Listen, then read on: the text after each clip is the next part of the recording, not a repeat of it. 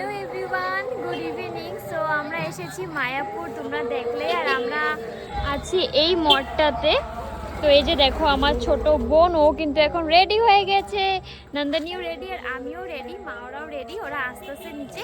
তো এখন আমরা দেখি কোথায় কোথায় যাওয়া যায়, এক্সপ্লোর করতে পারি, কেন কি আজকের দিন আর কালকের দিনটাই থাকবো আমরা, তারপরে চলে যাবো আবার কলকাতা।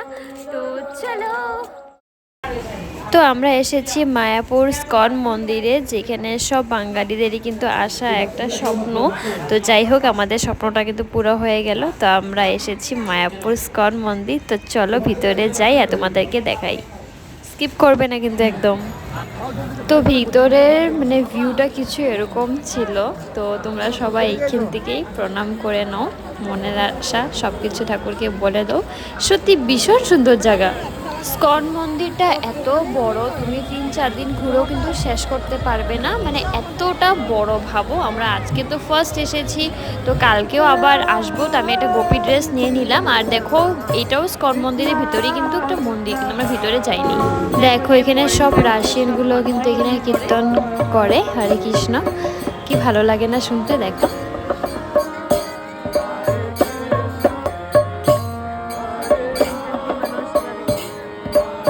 দাদাটার দোকান থেকে আমি নিয়ে নিলাম গোপী ড্রেস।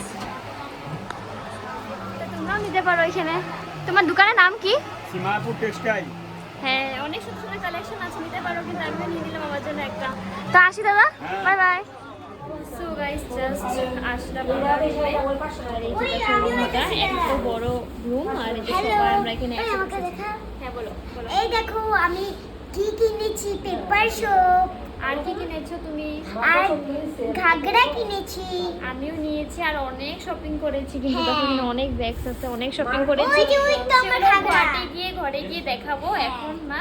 তো চলো এখন রেস্ট করি, কেন কি কালকের থেকে অনেক ট্রেনে শরীর বিরাট খারাপ হয়ে গেছে। তো চলো রেস্ট করি, কালকে আবার দেখা হবে। Bye bye.